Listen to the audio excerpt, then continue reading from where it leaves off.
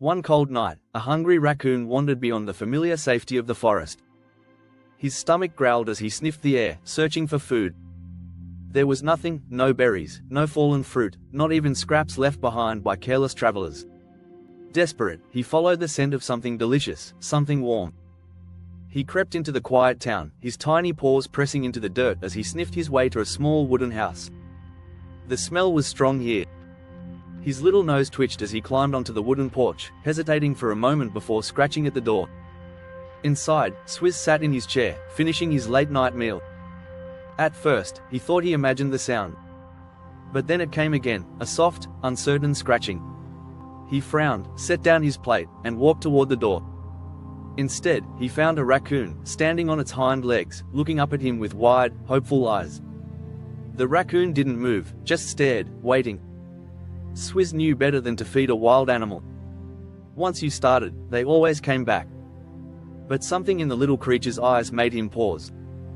The raccoon wasted no time, devouring every bite before scurrying off into the night. The next night, just as he was settling into his chair, the scratching returned. He already knew who it was. But when he opened the door, he found not one raccoon, but two. The second raccoon was smaller, peeking out shyly from behind the first. Swizz stared at them, rubbing his forehead.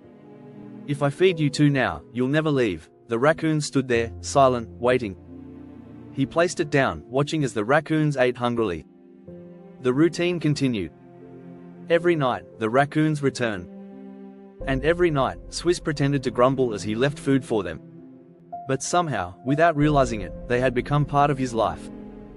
Then, one evening, Swizz overheard his neighbor, old Mr. Rod, complaining. "Darn raccoons all over town. Someone's been feeding them. If I find out who, I'm calling animal control." Swizz didn't say a word. But that night, he didn't put out any food. When the raccoons arrived, scratching at the door, he stayed in his chair, staring at the floor. He could hear them waiting, then, after a long while, the soft sound of their paws padding away. For the first time, the silence felt heavy. The next night, they didn't come back. Nor the night after that. Swizz went about his days, telling himself it was for the best. They were wild animals, after all. He had done the right thing. But every so often, he caught himself glancing toward the door, listening for a scratch that never came. Then, on a stormy night, just as he was about to turn in, he heard it again.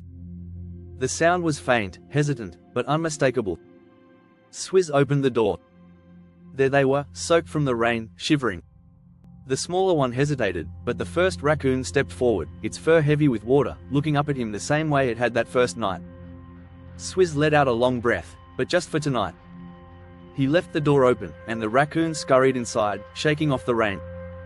They curled up near the fireplace, their tiny bodies rising and falling with each breath. Swizz watched him for a while, then sat back in his chair, shaking his head with a small, tired smile. The next morning, as the raccoons wandered back into the woods, Swizz had an idea. That afternoon, he took a crate of food and carried it deep into the trees. He found a safe spot, hidden from the town but close enough for the raccoons to find. He poured the food onto the ground and stepped back. That night, when the raccoons arrived at his door, he knelt down beside them.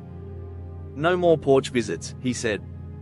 "You eat here, stay out of trouble." The raccoons sniffed the air, then eagerly started eating. Swizz watched, arms crossed. "Guess that's a deal then." The raccoons kept coming back to their new feeding spot, but they never scratched at his door again. Then, one evening, while walking through the woods, he saw them sitting on a low tree branch, watching him. "Still checking on me, huh?" The raccoons tilted their heads. He stood there for a moment, hands in his pockets, before turning away. As he walked back home, the raccoons stayed where they were, their eyes following him until he disappeared into the trees. Some friendships didn't need words. And some kindness, no matter how small, was never forgotten.